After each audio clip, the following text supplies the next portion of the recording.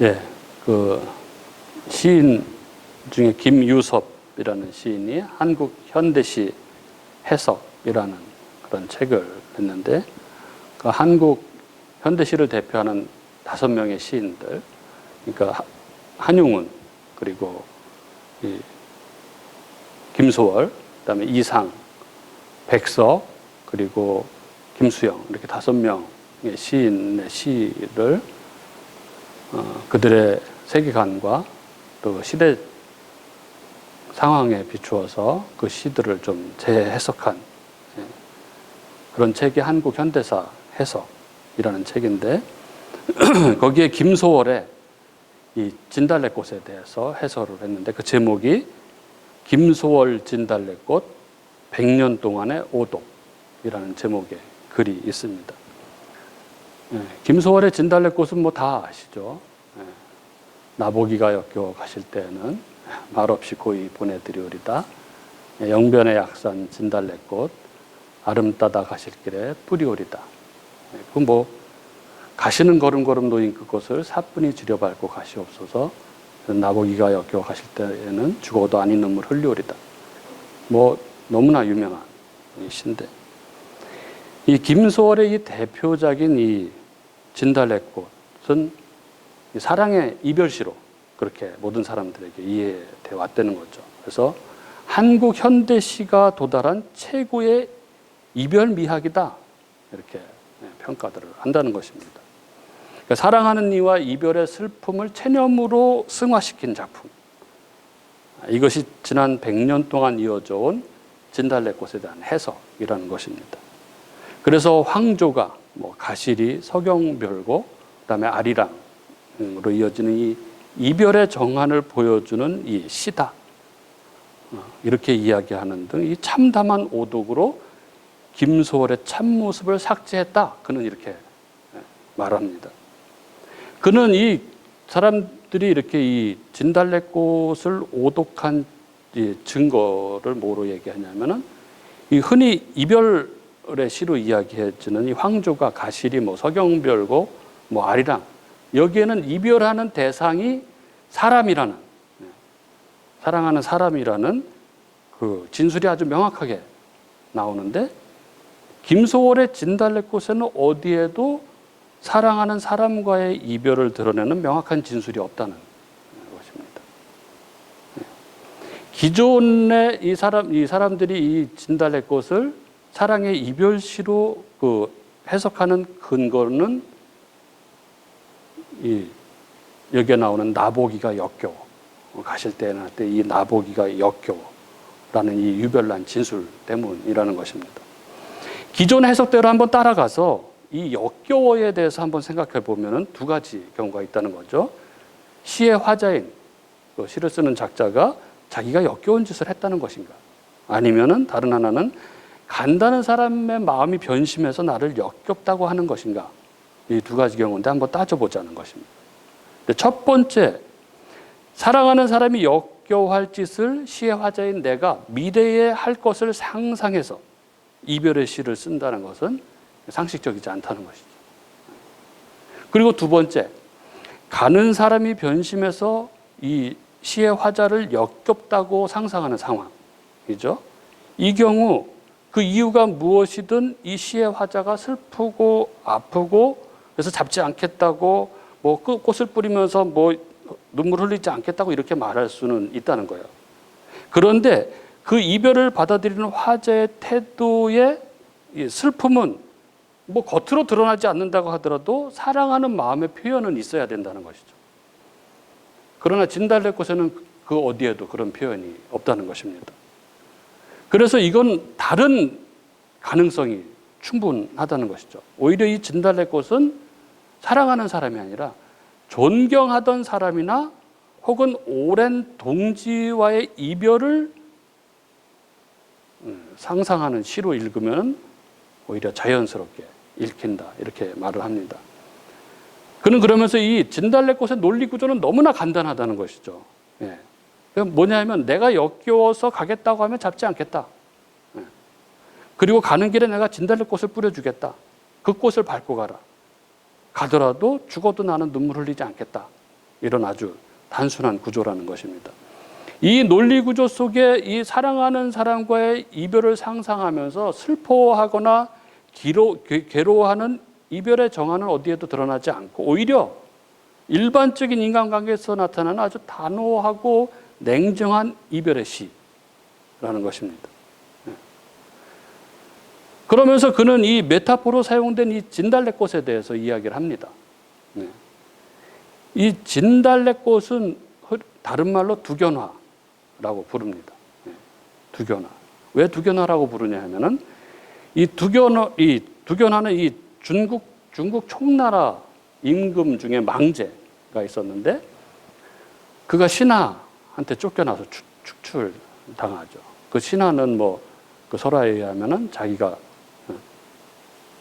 죽어서 강에 떠내려오던 사람을 살려서 신하로 삼았던 그 변령이라는 신하였는데 그에게 쫓겨나서 추출당합니다. 그래서 복위를 꿈꾸고 그렇게 살았지만은 그 뜻을 이루지 못하고 억울하게 죽어서 그래서 그 넋이 두견새가 되었다는 것이죠. 그래서 이 한 맺힌 두견새는 밤이고 낮이고 피를 토하고 울고 이 토한 피를 또 다시 삼켜서 목을 적시면서 울었다는 것입니다. 그래서 그 한이 서린 피가 땅에 떨어져서 진달래 뿌리에 스며들었고 그 피가 꽃에 떨어져서 붉어졌다고 합니다. 즉 진달래꽃은 뭘 의미하는 거냐면 나라 잃고 억울하게 죽은 한으로 울면서 피를 토한 피가 뿌리로 잎으로 스며들어서 핀 꽃, 즉 한, 나라 잃은 한을 나타내는 게 두견화, 진달래꽃이라는 것이죠. 그러면서 이 진달래꽃이라는 시가 등장한 시대 상황이 너무 중요하다고 그런 이야기를 합니다. 김소월의 이 진달래꽃이라는 이 시집이 1925년 12월 달에 간행됐는데 거기에는 127편의 시가 실려 있는데 대표작으로 그 표제가 진달래꽃이었던 것이죠. 자기의 모든 시를 대표하는 시가 이 진달래꽃이었는데 이 시기가 어떤 시기냐 하면은 이 1925년 이 진달래꽃을 발표한 시기가 어떤 시기냐 하면은 1919년 3.1운동 이후에 일본의 식민지 정책이 바뀝니다. 그러니까 1919년 이전에는 무단 통치가 이루어졌죠. 무자비한 무단 통치가 이루어졌는데 1919년에 3.1운동이 일어나면서 이게 이제 그 문화 정책으로 바뀝니다. 이때 이 조선 총독으로 온 사람이 이 사이토 마코토라는 사람인데 이 사람이 문화 정책, 그러니까 유화 정책을 써서 조선 민족을 분열시키는 정책을 쓴 것이죠. 그래서 이 사이코 마코토 때문에 이 문화 정책 때문에 굉장히 그 변심자가 많이 일어났고 친일파가 굉장히 많이 발생하게 됐다는 것이죠. 그래서 이런 시대 상황 속에서 김소월은 당시의 그 사회의 그 민족 변절자와 이 친일파 등장에 대해서 그들에 대한 마음, 민족 정신을 드러내는 시를 쓴 것이고 그것을 이 진달래꽃이라는 메타포를 사용해서 이 시를 썼다. 이렇게 이야기하고 있는 것이죠. 그러면서 그는 이러한 간단한 시를 지난 100년 동안 이 사랑의 이별시로 오독한 것은 이 사이토 마코토에 포섭당한 친일파들의 영향이 아닌가 이렇게 글을 냈습니다. 오늘 종려주일입니다. 예수님께서 십자가의 죽음을 위해서 예루살렘에 나귀를 타고 입성하신 날을 기념하는 절기죠. 예수님께서 나귀를 타시고 예루살렘 성에 입성하실 때 많은 사람들이 겉옷을 길에 펴고 종려나무 가지를 흔들면서 호산나 다윗의 자손이여 찬송하리로다 주의 이름으로 오시는 이여 가장 높은 곳에서 호산나 하리라 이렇게 외쳤습니다. 그래서 호산나 주일이라고도 부르는 것이죠. 오늘 우리가 이 종려주일을 맞이해서 요한복음에 예수님이 입성하시는 본문을 우리가 함께 나누는데 오늘 이 말씀 안에서 예수님의 입성을 환호하는 이 무리들의 오독은 무엇인지 그리고 우리가 생각하는 그리스도의 고난에 대한 오독은 또한 무엇인지 이것을 한번 생각함으로써 그리스도의 고난을 좀 깊이 묵상할 수 있는 그런 시간을 가지려고 합니다. 첫 번째 오독. 그리스도의 고난이란 십자가의 고난만을 의미하는가 하는 것입니다. 우리 교우님들은 십자가의 고난하면은 무엇이 먼저 떠오르십니까? 아마 일반적으로는 십자가의 고난하면은 육체적인 고난을 상정할 것입니다. 하지만 우리는 그리스도의 고난이 그런 육체의 고난만을 의미하는 것이 아니라는 것을 알죠. 그리스도의 고난은 단지 십자형이 가져다주는 육체적 고통뿐만 아니라 우리의 죄 때문에 한 번도 아버지와 분리된 적이 없으신 그분이 독생자인 그리스도께서 아버지로부터 버림받는 그 고통. 그래서 엘리 엘리 라마 사박다니, 하나님 하나님 어찌하여 나를 버리시나이까 하신 우리 죄에 대한 그 하나님의 진노를 다 십자가에서 짊어지신 것. 그것으로 말미암아 아버지 하나님과의 분리됨에 있다는 것을 우리는 압니다. 그런데 우리가 그리스도의 고난에 대해서 생각할 때 우리가 오독하는 부분이 있습니다. 그것은 우리가 이 그리스도의 고난을 이처럼 십자가 상에서의 고난으로만 국한하는 것입니다. 무슨 말이냐 하면은 실상 그리스도의 고난은 그리스도의 전생애였다는 것입니다. 즉 창조주이신 그분이 인간의 몸을 입고 이 땅에 오신 것부터, 그리고 인간의 몸을 입고 그 인간의 연약함으로 사신 전생애가 고난이었다는 것이죠. 만왕의 왕 그리스도께서 종의 모습으로 오셔서 일생을 사탄의 유혹과 이 불의한 세상의 억압을 받으시고 그 생의 마지막에 십자가에서 고난을 받으신 것이죠. 그리고 여기에 더하여 그리스도께서 받으신 고난이 또 있습니다. 그것은 그리스도께서는 하나님이시기 때문에 그분은 전능하시고 또한 전지하신 분이시죠. 그분은 우리가 볼 수 없는 것까지 다 보시는 분, 우리가 알 수 없는 것까지 다 아시는 분이시기에 겪으신 고난입니다.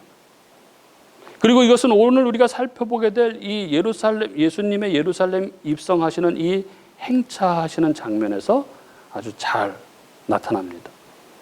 입성. 예수님께서 이제 자신의 마지막 사명을 감당하기 위해서 예루살렘으로 들어가십니다. 12절 13절에 보면은 예수께서 예루살렘에 입성하실 때 성경은 명절에 온 큰 무리가 예수가 오신다는 소식을 듣고 종려나무 가지를 가지고 맞으러 나가서 호산나 찬송하리로다. 주의 이름으로 오시는 이 곧 이스라엘의 왕이여라고 외치며 열렬히 환호했다라고 그렇게 기록하고 있습니다. 여기 이 명절은 바로 유월절을 이야기하는 것이죠.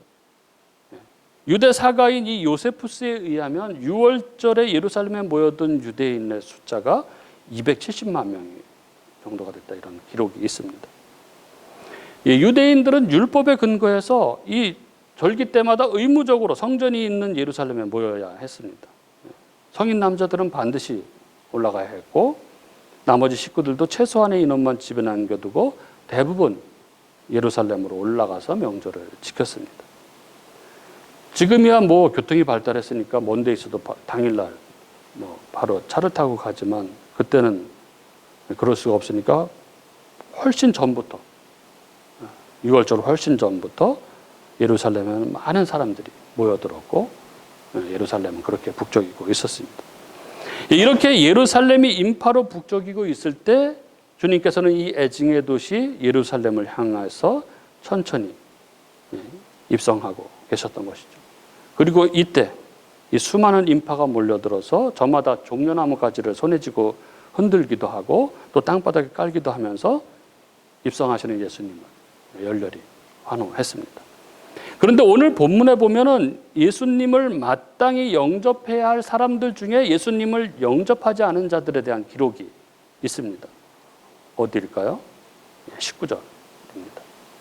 19절 보면은 바리새인들이 서로 말하되 볼지어다 너희 하는 일이 쓸데없다. 보라 온 세상이 그를 따르는도다 하니라. 어떤 주석가는 예수님께서 예루살렘에 입성하던 당시의 이 환영에 대해서 이것이 진정 왕의 입성에 대한 환영인가 이렇게 의심하면서 당시의 이 왕적인 인물, 고관 등이 성에 입성할 때의 보편적인 예를 이렇게 설명을 했습니다. 환영은 일반적으로 고관들이 도시에 가까이 왔을 때 시행되는데 종교적 정치적인 엘리트들은 이 고관을 만나서 도시로 호위해서 들어온다는 것입니다. 그리고 입성하는 왕이나 고관들에게는 도시를 대표해서 그에게 바쳐지는 연설로 칭송한다는 것이죠. 이런 당시의 관례를 비추어 보면은 예수님께서 들어오실 때의 정황을 이 주석가는 이렇게 묘사했습니다. 왕이신 주님은 성의 관리들의 영접을 받지 않았고 백성의 지도자들에게 환대받지 않고 성으로 호위받아 들어오지 않으셨다. 바리새인들이 거부를 드러내고 대제사장들과 다른 관리들 그리고 예루살렘 백성이 여기 나타나지 않은 것은 왕에 대한 모욕이다. 그렇습니다. 중요한 사실은 겉으로 보기에는 수많은 사람이 운집한 것처럼 보여도 정작 이 왕의 행차에 그 중요한 역할을 감당했어야 할 고위층 사람들은 거기에 나오지 않았습니다. 이것은 왕의 행차에 대한 적나라한 모욕인 것이죠. 그들은 그리스도를 영접하기는커녕 예수님을 환대하는 이들을 힐난하고 그들을 책망했습니다. 왜 그랬을까요? 그들은 그리스도에 대한 성경의 예언을 오독했던 것이죠. 율법의 본질을 바라보지 못하고 율법의 외형적인 것에만 집착해서 이 성경을 오독했던 것입니다. 그리고 그 결과 그들은 이 만왕의 왕이신 그리스도를 영접하지 못하고 결국 그리스도를 십자가에 못 박아 죽게 한 것입니다. 오늘 여기 그리스도의 예루살렘 입성의 저변에 성경에 대한 무지와 오독으로 거부와 대적 그리고 모욕과 저주의 꽃이 피어나고 있는 것입니다. 그리고 두 번째 오독, 이 환영하는 무리들이죠. 오늘 본문 가운데 우리들이 깊이 상고해야 될 부분입니다. 오늘 본문 12절 13절에 예수님을 열렬히 맞고 있는 무리들, 이 종려나무 가지를 흔들며 호산나를 외치고 있는 무리들입니다. 12절 13절은 이렇게 적고 있습니다. 그 이튿날에는 명절에 온 큰 무리가 예수께서 예루살렘으로 오신다는 것을 듣고 종려나무 가지를 맞으러 나가 외치되 호산나 찬송하리로다. 주의 이름으로 오시는 이 곧 이스라엘의 왕이시여 하더라. 그렇다면 이 사람들은 예루살렘의 지도자들, 즉 바리새인들과는 달리 예수님을 진정한 메시아로, 그래서 그들을 죄로부터 구원해 주실 진정한 왕으로 맞이한 것일까요? 이것을 우리가 확인하기 위해서는 우리가 살펴볼 것이 있습니다. 그것은 먼저 왜 사람들은 종려나무를 흔들었을까 하는 것입니다. 사실 종려나무는 6월절에 흔드는 것이 아니라 장막절, 즉 초목절에 흔드는 것입니다. 초막절에 흔드는 것이죠. 하나님께서 모세에게 이스라엘 백성들이 출애굽 사건을 기억하고 그들을 인도하신 하나님을 잊어버리지 않게 하기 위해서 광야에다가 승리와 번영을 상징하는 이 종려나무 가지를 가지고 초막을 짓고 일주일 동안 이 초막절을 지키라고 그렇게 명령하셨습니다. 그렇기 때문에 그들이 종려나무 가지로 초막을 짓고 그 가지를, 종려나무 가지를 흔들면서 초막절을 지킨 것입니다. 그런데 오늘 본문에 보면은 지금은 초막절이 아니라 6월절인데 사람들은 종려나무 가지를 흔들고 있는 것입니다. 왜 그럴까요? 여기에는 역사적인 배경이 있습니다.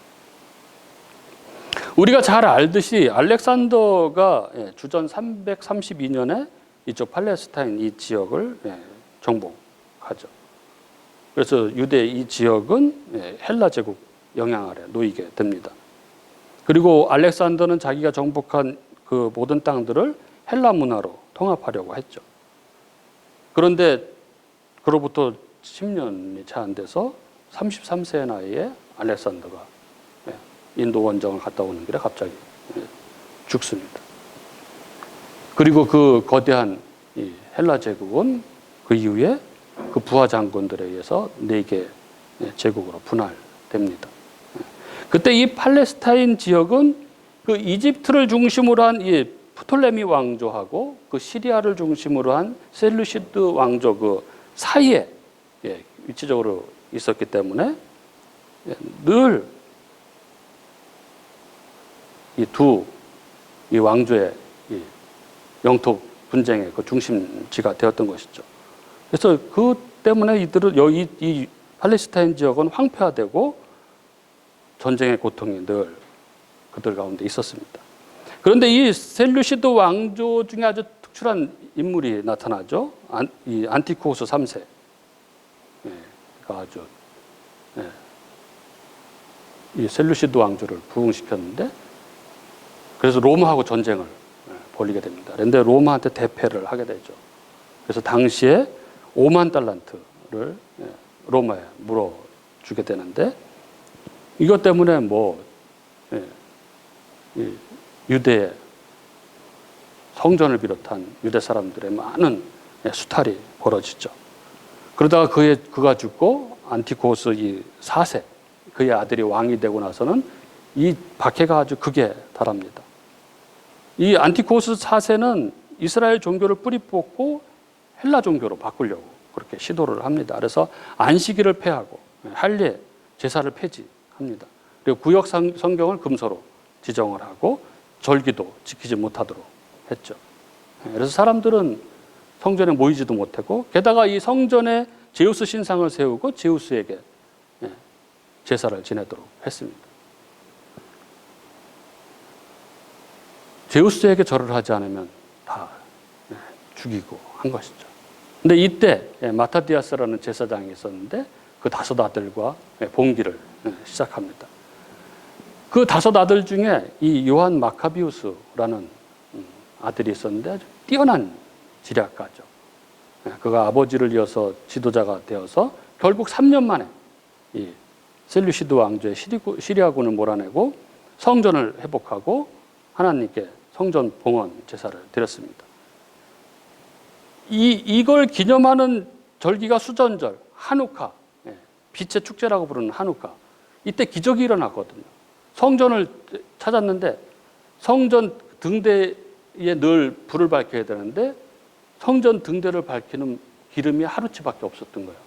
근데 성전 등대의 기름은 아무 기름을 쓰는 것이 아니라 이 절차를 거쳐서 정결한 기름을 쓰게 되는데 그걸 만들려면 8일 정도가 걸렸는데 그 만드는 동안 이 불이 꺼지지 않았다는 것입니다. 그래서 그걸 기념하는 절기가 이 빛의 절기 하누카인데 그때 이 유대인들은 마카비를 메시아로 추앙을 한 것입니다. 드디어 하나님이 보내신 메시아가 자신들을 구원해 줬다고 믿은 것이죠. 그가 예루살렘에 입성할 때 유대인들은 종려나무 가지를 흔들면서 호산나를 외쳤다고 합니다. 그러나 이 마카비로부터 시작된 이 하스몬 왕조는 지리멸렬했고 결국 다윗 왕국의 그 화려함은 풍성함은 오지 않았습니다. 그래서 유대인들은 또다시 이 마카비와 같은 강력한 힘을 가진 메시아를 기다리고 있었던 것이죠. 그런데 그들 앞에 병자를 고치고 귀신을 쫓아내고 또 죽은 자를 살리고 무리를 걷고 풍랑을 꾸짖어서 잔잔케 했다는 그 사람이 나타난 것입니다. 그에 대한 소문이 아주 자자했던 것이죠. 그들은 생각한 것이죠. 드디어 하나님께서 메시아를 보내셨다. 이제 우리 이스라엘은 로마의 압제로부터 벗어나서 이제 다시 그 화려한 풍성한 그 나라를 회복할 수 있을 것이다라고 그들은 흥분하고 있었던 것입니다. 그러니까 지금 예수님의 입성 시에 종려나무 가지를 흔들었던 사람들이 예수님을 마치 마카비 장군처럼 생각을 했던 것입니다. 예수님을 불과 160여 년 전에 있었던 이 유대인의 독립전쟁을 이끌었던 마카비 장군처럼 생각했던 사람들이 그 마카비 장군을 영접하듯이 지금 그런 마음으로 길가에 도열해서 종려나무 가지를 흔들고 있었던 것입니다. 그러면서 그들은 호산나를 외쳤습니다. 이 호산나라는 말은 우리를 구원하소서 하는 의미입니다. 이 호산나라는 말이 시편 118편에 나오는데 이 118편은 왕의 즉위식에 사용된 시편이었습니다. 그야말로 사람들은 예수님의 예루살렘 입성을 영광스러운 그 왕의 입성으로 생각하면서 환호했던 것입니다. 이들은 이렇게 너나 할 것 없이 자기 옷을 벗어서 길에 펴고 몰려든 사람들로 인산인해를 이루면서 저마다 종려나무 가지를 흔들면서 예수님을 맞이했던 것입니다. 마치 축제, 잔치집 같은 그런 분위기였습니다. 그렇다면 이들의 이러한 열렬한 환호에 대한 예수님의 마음은 어땠을까요? 우리는 이 환영의 행렬들과 이 소리치는 사람들, 눈과 귀가 어지러울 정도로 종려나무 가지를 흔들면서 이 호산나를 외치는 사람들, 그 군중 속을 지나는 주님의 심정을, 그 고통을 읽을 수 있어야 합니다. 앞에서도 말씀드렸듯이 우리 주님은 다 아시는 분이시죠. 전지하신 분이시죠. 표면을 보지 않으시고 그 속을 보시는 분. 겉모습만 보지 않으시고 그 문제의 본질을 꿰뚫어 보시는 하나님이십니다. 예수님은 종려나무 가지를 흔들면서 호산나를 외치는 이들이 며칠 지나지 않아서 예수님을 향해서 십자가에 못 박으라라고 외칠 것을 아셨습니다. 그러므로 이 사람들의 환호성이 크면 클수록 오히려 예수님 마음에는 슬픔이 더 깊어지는 것이었습니다. 우리 주님께서는 이들의 외침이 하나님은 하나님이신 당신을 사랑하기 때문에 외치는 외침이 아니라는 것을 아셨습니다. 우리 주님께서는 이들의 영접이 자신들을 죄로부터 구원할 그 왕에 대한 영접이 아니라는 것을 아셨습니다.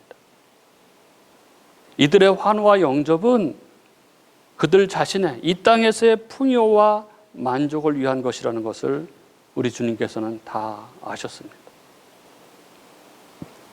그리고 그 기대가 무너지면 곧바로 저들이 자신을 십자가에 못 박아 죽게 할 당사자라는 사실을 예수님께서는 다 아셨습니다.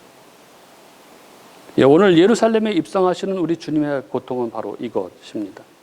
우리 주님의 고통은 죄 때문에 다 허물어져 버린 이 적나라한 그들의 내면을 다 아시는 채로 그들의 이 허황된 거짓된 환호와 열광 속에 이 무리 속을 지나가시는 일입니다.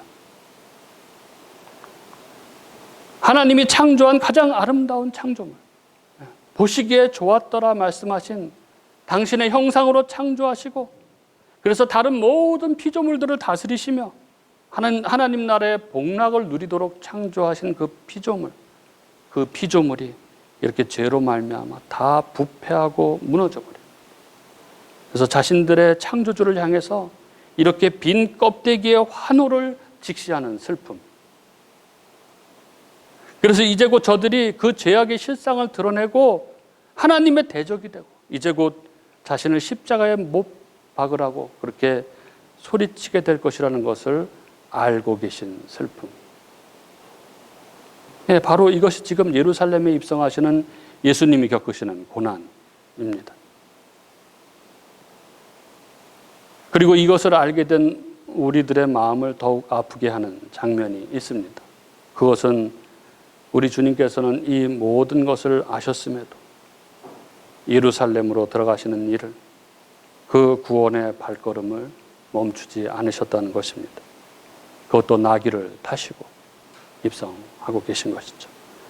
14절 15절 이렇습니다. 예수는 한 어린 나귀를 보고 타시니 이는 기록된 바 시온 따라 두려워하지 말라. 보라 너의 왕이 나귀 새끼를 타고 오신다 함과 같더라. 앞서 12절 13절에 큰 무리들이 외쳤습니다. 호산나 주의 이름으로 오시는 이 곧 이스라엘의 왕이요. 그런데 뒤이어 14절 15절에 우리 주님은 나귀를 타고 입성하십니다. 예수님께서는 공생의 기간 중에 배를 타고 갈릴리 호수를 건너실 때 외에는 거의 다 걸어 다니셨습니다. 그러므로 예수님께서 나귀를 타셨다는 것 자체가 통상적이지 않은 것이죠. 말하자면 예수님께서 걸어서 예루살렘에 입성하실 수도 있는데 나귀를 타시고 입성하심으로 이것을 보는 사람들이 무언가를 깨닫기를 바라고 계셨던 것입니다. 무엇인가요? 왜 나귀를 타셨습니까? 그 의미를 스가랴서는 이렇게 적고 있습니다. 스가랴서 9장 9절에 시온에 따라 크게 기뻐할지어다. 예루살렘에 따라 즐거이 부를지어다. 보라, 내 왕이 내게 임하시나니 그는 공의로우시며 구원을 베푸시며 겸손하여서 나귀를 타시나니 나귀의 작은 것 곧 나귀 새끼니라. 예, 우리 주님은 겸손의 왕, 하나님이신 그분이 우리의 죄를 위하여 인간의 몸을 입고 이 땅에 오셔서 우리를 위하여 대신 죽으시는 하나님 아버지에게 순종하시는 그 겸손의 왕이시기에 나귀를 타셨다, 이렇게 적고 있습니다. 예, 지금 여기 죄의 문제를 직시하지 못한 채 성경에 대한 오독과 진정한 메시아에 대한 오독으로부터 잉태된 이 땅의 영화만을 구하는 그 헛된 외침과 그 공허한 환호가 가득한 그 무리들 사이를 뚫고 나귀를 타고 십자가를 향해서 나아가시는 우리 주님. 우리 주님께서는 이들의 중심을 다 아시기에 그들의 환호가 커지면 커질수록 그 슬픔과 고통은 더 커져왔지만 그럼에도 불구하고 우리 주님은 그 길을 멈추지 않으시고 그 길을 바꾸지 않으시고 예루살렘을 향해서 입성하고 계신 것입니다. 네, 오늘을 시작으로 고난주간이 시작됩니다. 이 고난주간이 우리 주님에 대한 우리들의 오독은 무엇인지, 그리고 우리가 주님의 이름을 부르며 찬양하며 예배하는 진정한 이유는 무엇인지, 우리의 신앙이 혹여 이 사이토 마사코에게 포섭당한 부분은 없는지 그렇게 돌아볼 수 있는 시간이 될 수 있기를 바랍니다. 그리하여 우리 주님의 고난에 대한 오독을 우리가 바로잡음으로써 진정한 그리스도의 고난에 참여하는 저와 여러분이 될 수 있기를 주님의 이름으로 축복합니다.